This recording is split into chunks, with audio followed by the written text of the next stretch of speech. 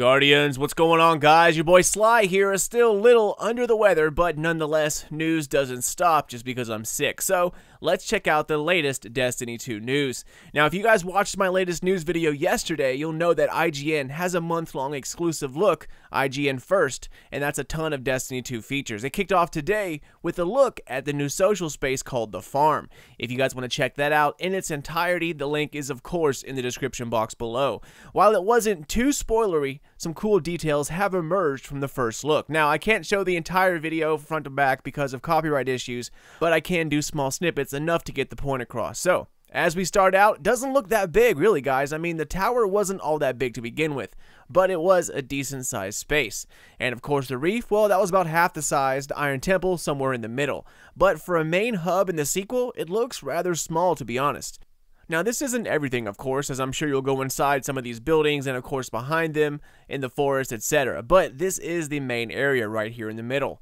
Also, something to note, they hinted at the fact that as the story progresses, more NPCs and characters will set up shop here at the farm, so it may actually expand the further we get into the story.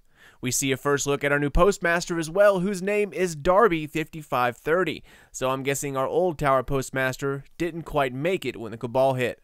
In any case, this is the direct center, like I said earlier, the green glow off in the distance, who at first I thought might be Eris, in fact is the current Cryptarch, and look who makes a comeback for Destiny 2, Tyra Karn. There's also a ship hangar where we can make repairs to Sparrow's ships. It's a two-story hangar, similar to the tower hangar in D1, but of course a lot more rustic, which kind of fits the overall theme going on here. And of course, one of the cooler features, a soccer field that we had a showing of back at the D2 reveal. Now let's get to some of the cooler features of this walkthrough. The best thing revealed was something that they couldn't show us, but instead tell us. Hidden within the farm are side activities and secrets that will take a while to fully find. Sort of like, the fan at the tower or the fire launch at Fellwinter Peak. Bungie has hidden various activities that will make your character stand out in different ways once you find and access them. Whether it be super speed, super agility, glowing, finding a secret climbing spot, or secret areas to explore.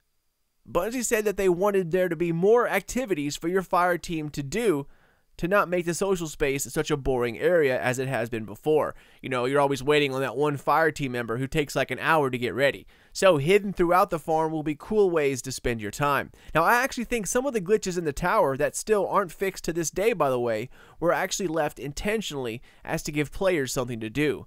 Here, it's just officially in the game. As we move on, some of these shots you can see in the background are of forests and rock faces, and you can kind of see a path going back there that's not fenced off. So I'm willing to bet that there will be paths to explore and small mechanics to figure out, which if you're a follower of the channel, I'm all about secrets and hidden stuff in-game. That's why raiding is so appealing to me. Now, before we talk about the theme, check out these mechs. I actually think this might be Bungie showing us something that will be in the game. Crucible Robots. That's a curious addition if you ask me. Now, the mechs in D1, we had a ton of robots. Some were even holding weapons as guards, but none of them had Crucible logos. Guys, I think this is a direct indicator that we're going to get some kind of PvAI Crucible matches. Now, of course, this is just speculation 100% on my part, but it kind of makes sense. Bringing in PvE players to the PvP arenas is something Bungie has always tried to do. So PvE-only players can also compete in bounties, quests, to get armor, weapons, etc.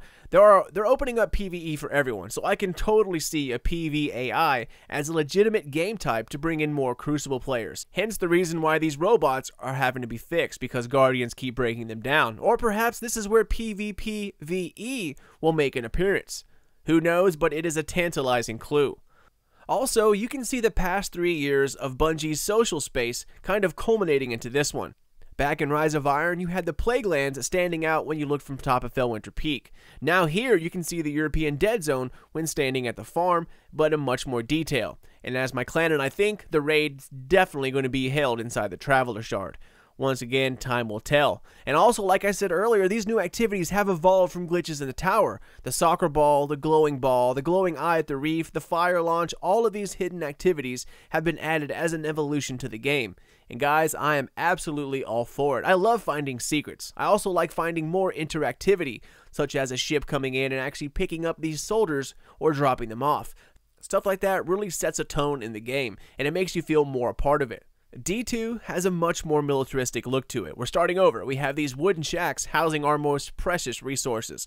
Tons of tech bolted to wood, soldiers with weapons drawn all over the place. Now, I didn't mind the teen rating of Destiny 1, but getting a bit more serious and a bit more brutal, well, I don't mind that one bit. In any case, ladies and gents, that was it. It wasn't really a huge showing, but still enough to whet my appetite for more.